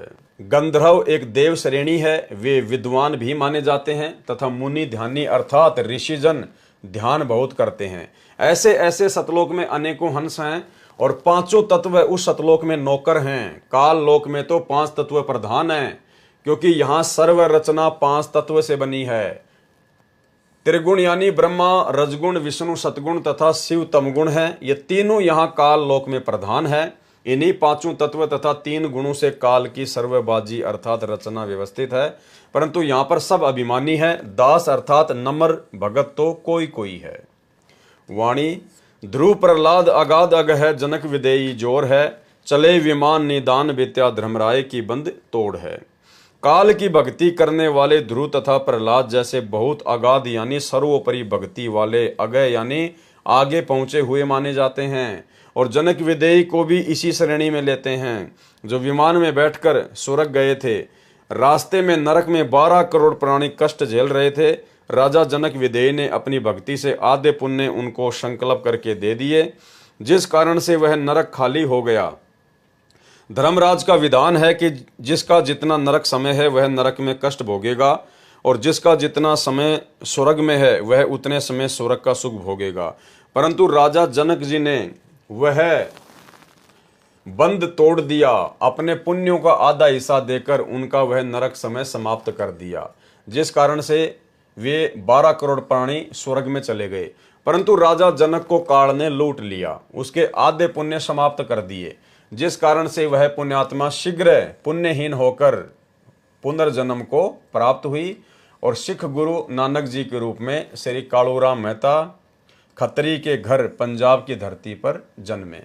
अब देखो भाई और बहनों, इसमें बहुत सारी बातें हैं। परमेश्वर के आगे काल की कोई औकात नहीं है। काल केवल उतना ही सोच सकता है जितना परमात्मा चाहते हैं।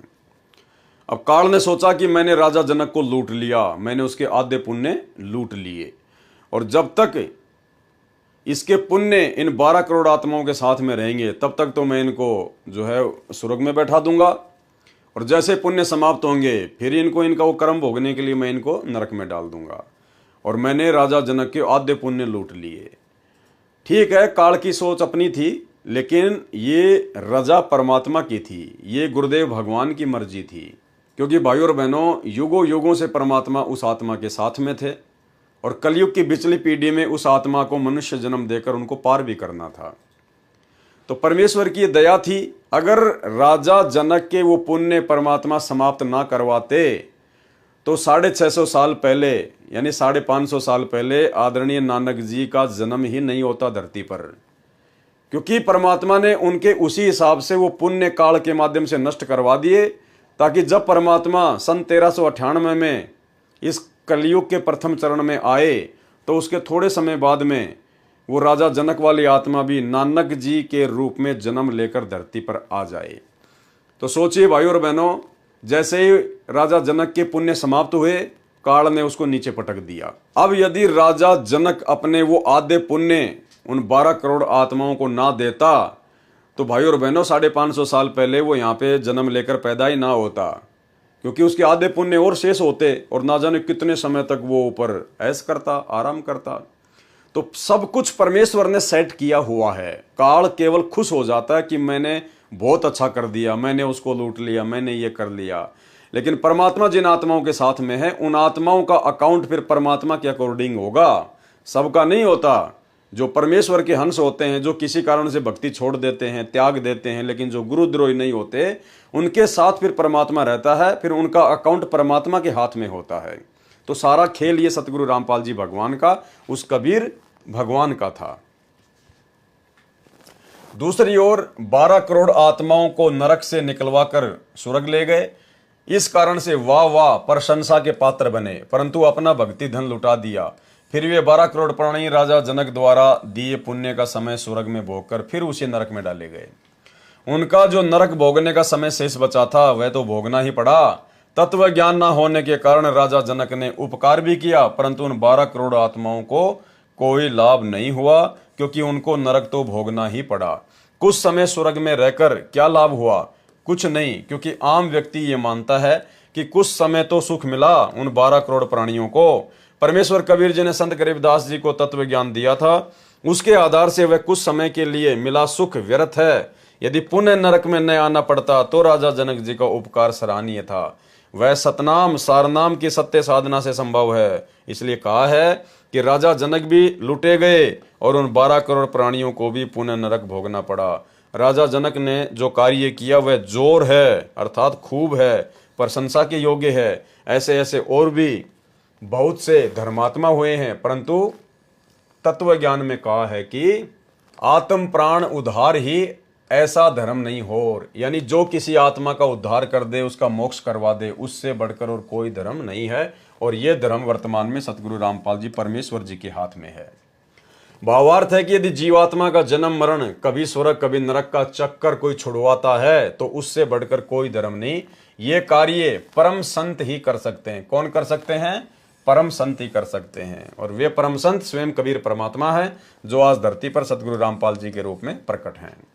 वाणी गोरख दत्त जुगादी जोगी नाम जलंधर लीजिए, भरतरी गोपी चंदा सीजे ऐसी दीक्षा दीजिए। बड़े साधकों के नामों में गोरख दत्तात्रेय जलंधर नाथ जैसे एक युग तक योगी अर्थात साधक बनकर साधना करके सिद्ध बने। उनको जैसा ज्ञान था उसके आधार से उन्होंने सच्चे मन से साधना की, परमात्मा प्राप्ति के लिए सर्व न्योछावर कर दिया। भले ही उनको पूर्ण मोक्ष प्राप्त नहीं हुआ, परंतु उनका प्रयत्न एक सच्चे संत तथा भगत वाला था। इस वाणी में संत गरीबदास जी ने समझाया है कि गुरु को ऐसी शिक्षा तथा दीक्षा अपने शिष्य को देनी चाहिए जैसे श्री गोरखनाथ जी ने अपने शिष्यों गोपीचंद तथा भर्तरी को दी थी, और जैसे ये दोनों सीजे खरे उतरे, ये गोरखनाथ जी की शिक्षा का परिणाम था। वाणी सुल्तानी बाजिद फरीदा पीपा परचे पाइया, देवल फेरिया गोप गोसाई नामा की छान छिवाइया। जो भी साधक परमात्मा प्राप्ति का प्रयत्न करता है वह पूर्व जन्म के भक्ति संस्कारों के कारण प्रेरित होकर साधना करता रहा होता है। उसके साथ पूर्व जन्मों में की हुई भक्ति की कुछ शक्ति भी शेष होती है, जिस कारण से उस साधक के जीवन काल में पूर्व जन्म की भक्ति शक्ति के प्रभाव से कुछ चमत्कार अनोखा कार्य भी हो जाते हैं, जिस कारण से वह भी अपने आप को परम संत मान लेता है तथा अन्य जनता जन भी उसके फैन होकर उसकी पूजा करने लग जाते हैं, जो दोनों के लिए ही हानिकारक होता है। इस अमृतवाणी में बताया है कि एक अब्राहिम सुल्तान अधम, एक बाजिद, एक फरीद तथा एक पीपा नामक महापुरुषों को पूर्व जन्म की भक्ति के परिणाम स्वरूप चमत्कार प्राप्त हुए थे। पर्चा यानी चमत्कार। एक नामदेव जी महाराष्ट्र प्रांत में हुए हैं। परमात्मा ने उनकी पूर्व भक्ति के कारण स्वयं अपने हाथों से नामदेव जी की छान अर्थात झोपड़ी की छत घास फूस डंडों से बनाकर तैयार की थी। एक दिन नामदेव जी मंदिर के पास से जा रहे थे। मंदिर में आरती चल रही थी। भावनावश वे उन ब्राह्मणों में घुस गए जो आरती उतार रहे थे। नामदेव जी छिपा जाति से थे तथा धूल भरे वस्त्र धारण किए थे। शूद्र जानकर पंडितों ने नामदेव जी को पकड़कर मंदिर के पीछे पटक दिया। नामदेव जी फिर भी हाथों से तालियां बजा बजा कर आरती बोल रहे थे। परमात्मा में उनकी सुरती सच्चे मन से लगी थी। परमेश्वर जी ने मंदिर का द्वार नामदेव जी की ओर कर दिया। पंडित जन मंदिर के पीछे घंटियां बजा रहे थे। इस प्रकार के पर्चे अर्थात चमत्कार भगत की पूर्व जन्म की भक्ति की शक्ति से परमात्मा कर दिया करते हैं। एक बार नागौर शहर राजस्थान में पीपा ठाकुर था। संतों के विचार सुनकर उसमें वैराग्य हो गया। राज्य को त्याग कर अपनी एक पत्नी सीता सहित अपने गुरु स्वामी रामानंद जी के आश्रम में काशी शहर में भक्ति करने लगे। एक दिन धार्मिक स्थानों को देखने की इच्छा से गुरु जी की आज्ञा लेकर चल पड़े। यानी धार्मिक स्थान देखने के लिए भी पीपा और सीता गुरु जी की आज्ञा लेकर गए। और आज हमारे भगत कोई छुडानी जा रहा है, कोई जगन्नाथ जा रहा है, कोई कबीर चबूतरा देखने जा रहा है, कोई काशी जा रहा है, कोई लहर तारा जा रहा है। भाई और बहनों, थोड़ी बुद्धि का इस्तेमाल करो। एक दिन धार्मिक स्थानों को देखने की इच्छा से गुरु जी की आज्ञा लेकर चल पड़े। एक स्थान पर द्वारिका नाम से संत आश्रम था जो दरिया के किनारे बना था। द्वारका दास कोई संत था, उसके नाम पर श्रद्धालुओं ने द्वारका आश्रम नाम रखा था। पीपा जी के गुरुजी सुनाते थे कि द्वारिका नगरी समुद्र ने अपने अंदर ले ली, वह फिर भी सुरक्षित है। स्वामी रामानंद जी श्री विष्णु अर्थात श्री कृष्ण जी के दृढ़ भगत थे। वे उसी कारण से अपने इष्ट देव की महिमा को 4 चांद लगाने के उद्देश्य से कहा करते थे कि द्वारिका में अभी भी श्री कृष्ण तथा सर्व बाल ग्वाल गोप तथा गोपियां राधा रुक्मणी सहित विराजमान है। यानी झूठी कहानी वो उनको सुनाया करते थे। भगत पीपाजी तथा भक्तमती सीताजी अंधविश्वासी सच्चे श्रद्धालु थे जो अपने गुरुजी के एक एक शब्द को सत्य मानते थे। उस आश्रम से आधा किलोमीटर दूर एक पेड़ के नीचे दोनों भगत बैठे थे। वहां एक पाली गौवे चराने वाला आ गया। वह शरारती था। पीपा भगत ने उस पाली से जानना चाहा कि हे भाई, सुना है कि द्वारका नगरी जल में समाई है, उसमें श्री कृष्ण जी तथा सर्व गोपाल राधा रुक्मणी तथा गोपियां आज भी रहते हैं, वह कहां पर है? ग्वाले अर्थात पाली ने कहा कि जहां आप बैठे हो उसके ठीक सामने इसी दरिया में द्वारका नगरी है। वे कहने लगे कि क्या आपने देखा है? ग्वाले ने कहा कि मैं तो कल ही भगवान तथा द्वारिका वासियों से मिलकर आया हूं। उस शरारती ग्वाले तथा अपने गुरुजी से सुनी फोकट महिमा को सुनकर उनका विश्वास और दृढ़ हो गया। दोनों ने आपस में एक राय करके श्री कृष्ण जी की द्वारिका को देखने तथा भगवान के दर्शन करने की इच्छा से दरिया में कूद गए अर्थात छलांग लगा दी और दरिया के जल में ओझल हो गए। ग्वाला वहां से चलने लगा तो खेतों में कार्य कर रहे किसान ने पूछा कि ये दोनों भगत किस कारण से दरिया में डूब मरे। ग्वाले ने सर्व बात बताई कि मैंने तो मजाक किया था। उन्होंने सत्य मानकर प्रभु दर्शन के लिए दरिया में छलांग लगा दी। किसान ने उस ग्वाले को बहुत धिक्कारा और कहा कि तुझे बहुत पाप लगेगा। आसपास के गांव में उस दुर्घटना की खबर आग की तरह फैल गई। फिर 7 दिन के बाद उसी दिन वे दोनों नदी से बाहर निकले और किनारे पर खड़े हो गए। उन दोनों को दरिया से जीवित निकला देखकर खेतों के किसान तथा गवाले दौड़कर आए और उनसे जीवित रहने का कारण जानना चाहा। भगत पीपाजी व भगतमती सीता जी ने बताया कि हम डूबे नहीं, हम तो भगवान श्री कृष्ण जी से मिलने, उनके दर्शन करने द्वारिका नगरी में गए थे। हमारे गुरुजी ने बताया था कि भगवान की द्वारिका जो वास्तविक नगरी है वह जल में समा गई है। भगवान तथा सर्व द्वारिकावासी आज भी उसमें आनंद ले रहे हैं। जो द्वारिका जल से बाहर है वह तो बाद में बनाई गई है, वह वास्तविक द्वारिका नहीं है। हम 7 दिन तक भगवान श्री कृष्ण जी के साथ उनके महल में रहे हैं। हमारी सेवा भगवान श्री कृष्ण जी ने सुदामा जी की तरह की। राधा तथा रुक्मणी जी, श्री कृष्ण जी सर्व रानियों से मिले, गोपी तथा गवालों से भी बातें की। जब हमने चलने की आज्ञा चाही तो श्री कृष्ण जी ने अपनी अंगुली से निकालकर मेरे को, पीपा जी को अंगूठी छाप दी। देखो, इस पर कृष्ण अक्षर लिखा है, शुद्ध सोने की है। उपस्थित व्यक्तियों को बड़ा आश्चर्य किया कि ये क्या कह रहे हैं। बातें विश्वसनीय नहीं है, परंतु उनको अपनी आंखों से दरिया में डूबते तथा बाहर आते देखा है। अविश्वास को स्थान नहीं है। जब वे अपने गुरु रामानंद जी के आश्रम काशी बनारस में पहुंचे तो उनको भी श्री कृष्ण जी से मिलने और 7 दिन तक उनके साथ रहने की बात कही तो उनको भी विश्वास नहीं हुआ। कहने लगे कि क्या कह रहे हो, तुम्हारा दिमाग तो नहीं चल गया? जल में जीवित कैसे रह सकते हो? जल में तो द्वारिका है, वह तो खंडर हो चुकी है। यानी वो पहले तो कह रहा था कि वहां सभी रहते हैं, श्री कृष्ण, बाल गवाल गोपियां रहती हैं, और अब कह रहा है कि वो तो खंडर हो चुकी है। भगवान श्री कृष्ण जी तो गोलोक में ऊपर जा चुके हैं, उस समुद्र में थोड़े ही हैं। जब पीपा सीता ने बार बार भोलेपन से कहा तथा सर्व गोपाल गोपियों, राधा रुक्मणी, श्री कृष्ण जी से हुई बातें बताई तथा श्री कृष्ण द्वारा दी गई छाप अंगूठी दिखाई जिस पर कृष्ण नाम खुदा हुआ था देवनागरी लिपि में, ये सब पीपा सीता से सुनकर तथा छाप देखकर स्वामी रामानंद जी को विश्वास करना पड़ा। वह छाप वर्तमान में बनारस के श्री द्वारिकाधीश मंदिर में सुरक्षित है। इसलिए वाणी में कहा है कि पीपा परचा पाइया, अर्थात पीपा जी को परमात्मा का चमत्कार प्राप्त हुआ। अब भाइयों और बहनों, ये तत्व ज्ञान है और गुरुदेव भगवान के आशीर्वाद से इसको समझा जा सकता है। इसमें बहुत सारे भेद हैं।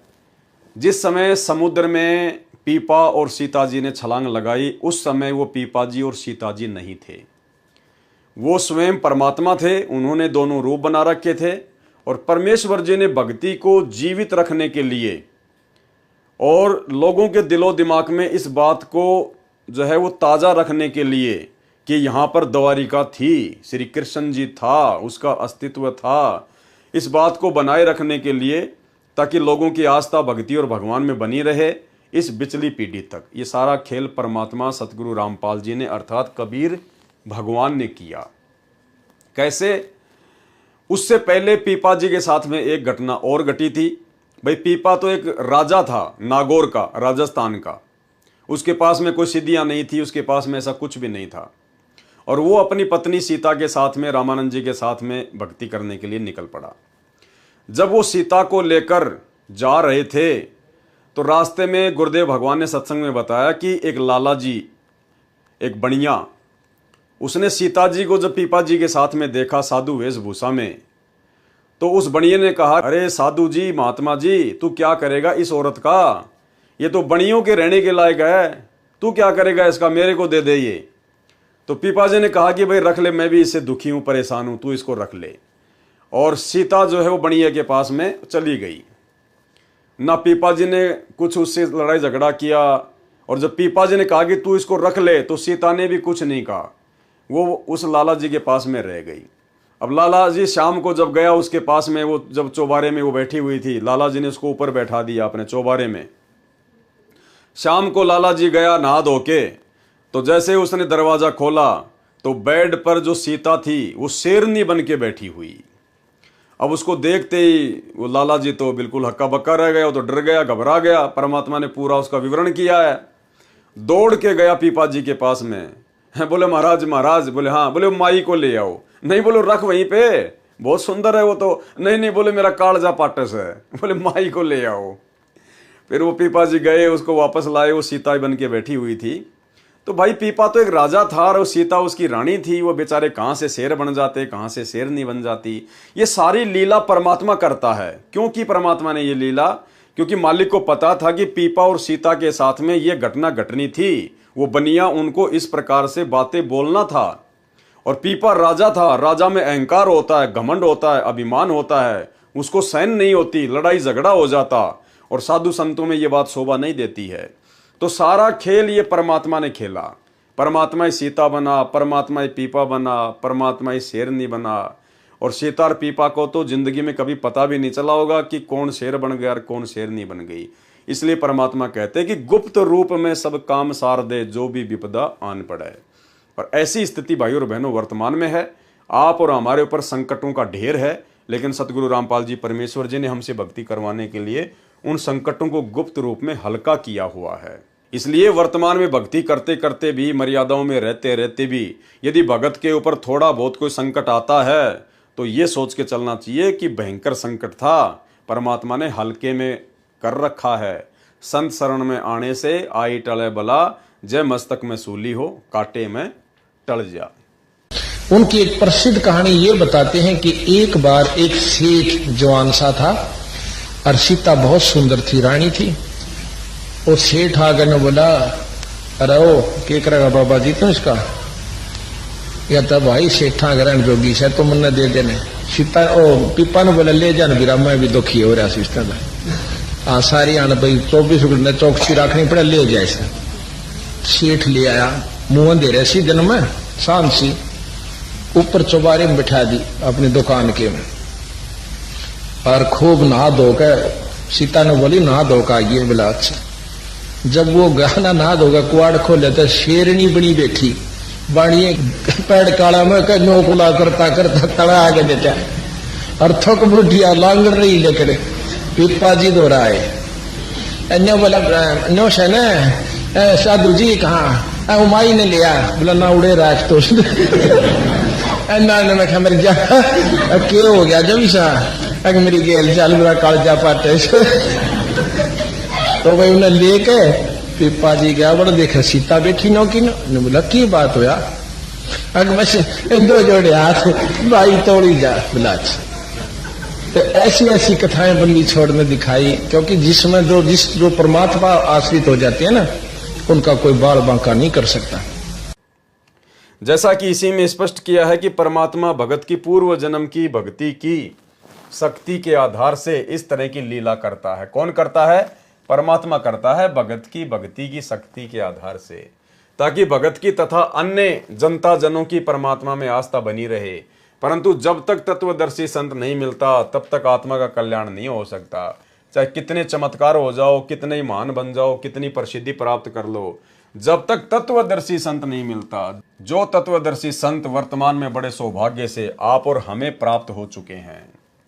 वाणी छान छिवाई गऊ जीवाई, गणिका चढ़ी विमान में, सदना बकरे को मत मारे, पहुंचे आन निदान में। भगत नामदेव को हुए चमत्कारों में से ही परमात्मा ने बताया कि संत नामदेव जी की झोपड़ी की छान, घास फूस की छत छवाई अर्थात डाली थी। एक समय दिल्ली के बादशाह को नामदेव की ख्याति का अर्थात प्रसिद्धि का पता चला। परीक्षार्थ दिल्ली बुलवाया। राजा मुसलमान था। दरबार में एक गाय को तलवार से काटकर मार दिया तथा संत नामदेव जी से कहा कि यदि तेरे श्री कृष्ण में शक्ति है तो इसे जीवित कर दे, नहीं तो तेरी जीवन लीला यहीं समाप्त हो जाएगी। नामदेव जी ने गाय के पैर छुए और परमात्मा से अर्ज की। गाय उसी समय जीवित हो गई। राजा ने भगत से क्षमा याचना की। ये तो पूर्व जन्म की भक्ति से चमत्कार हो रहे थे। फिर परमात्मा अपने विधान अनुसार अच्छी भगतात्माओं को मिलता रहता है। भगत नामदेव जी को परमात्मा संत रूप में मिले, उनको तत्व ज्ञान समझाया और सतनाम रूपी चार्जर लगाकर उनकी बैटरी चार्ज करने की विधि बताई, अर्थात सत्य साधना के लिए सत्य मंत्र देकर भक्ति शक्ति बढ़ाने को कहा। तो भाइयों और बहनों, आज के वीडियो में केवल परमात्मा ने सतलोक की महिमा और कुछ ऐसी वाणियाँ थी जो कहानियों के रूप में थी, जिसको परमेश्वर जी हमें सत्संगों में बहुत बार जो है वो सुना चुके हैं, बता चुके हैं। इसलिए ज़्यादा कुछ विस्तार से बताने की आवश्यकता महसूस नहीं हुई, क्योंकि वैसे तो परमात्मा ने सारा सरलार्थ किया ही हुआ है। लेकिन जहां जहां आवश्यकता पड़ेगी, जो विशेष पॉइंट होगा, उसी के ऊपर परमात्मा दास को निमित्त बनाकर खुलासा करवाएंगे। बाकी नॉर्मल रूप से परमात्मा ने जो वाणियां लिखी हैं उनको हम पढ़ेंगे। पढ़ने मात्र से भी हमारे को जो है लाभ प्राप्त होता है, आध्यात्मिक जो है वो पुण्य प्राप्त होते हैं। तो आज के वीडियो में केवल इतना ही। कल परमेश्वर की दया से नित्य नियम के सरलार्थ का समापन होगा, क्योंकि कल का जो वीडियो होगा वो नित्य नियम के ऊपर लास्ट होगा। उसके बाद फिर अगले दिन से सेम रात्रि 9 बजे कंटिन्यू हम लोग असुर निकंदन रमेणी के सरलार्थ के ऊपर वीडियो बनाएंगे। तो आज की वीडियो में केवल इतना ही। परमेश्वर हम सबको सद्बुद्धि दे। और भाइयों और बहनों, ये जो आप देख रहे हैं बहुत अच्छी बात है। साध संगति बहुत जरूरी है, परमेश्वर जी का आदेश है, उनकी आज्ञा है। लेकिन परमेश्वर की भक्ति को हमने प्रथम रखना है। साध संगति की वीडियो देखना बहुत अच्छी बात है, जानकारी होगी, हौसला बढ़ेगा, हिम्मत बढ़ेगी, ज्ञान होगा, भक्ति में रुचि पैदा होगी। लेकिन भक्ति की शक्ति से हमारा आत्म कल्याण होगा। और भक्ति जो सतगुरु रामपाल जी परमेश्वर जी ने हमें दी है वो है। तो जिस प्रकार परमेश्वर हमें आदेशित करते हैं कि रोजाना कम से कम 1 घंटा सत्संग सुनना, और जो मंत्र दे दिए हैं, कम से कम जो प्रथम मंत्र है उसकी 1 माला कम से कम, ज़्यादा करो तो आपकी मर्जी। सतनाम जिसको मिला हुआ है कम से कम उसकी 5 माला, यानी 500 मंत्र तो कम से कम सतनाम के होने चाहिए। बाकी आप चाहे 2000 करो, 5000 करो, वो आपकी मर्जी, आपकी मौज, जितना करोगे उतना फायदा। और 5 यज्ञ जो परमेश्वर ने हमें बताए हैं वो हम नियमित रूप से करते रहें, गुरुदेव भगवान से विनती करते हुए। तो परमेश्वर की भक्ति को हमने प्रथम स्थान देना है। बाकी ये दास के वीडियो, साध संगति के वीडियो, ज्ञान आधारित वीडियो, ये केवल हमारे विश्वास को बढ़ाने के लिए हैं, जो समय समय पर जरूरी हैं। लेकिन सबसे महत्व हमारे लिए गुरुदेव भगवान की भक्ति है, उसको हमने भूलना बिल्कुल भी नहीं चाहिए। तो आज के वीडियो में केवल इतना ही। परमेश्वर हमें आज्ञा दें, आशीर्वाद दें। बंदी छोड़ सतगुरु रामपाल जी भगवान की जय हो।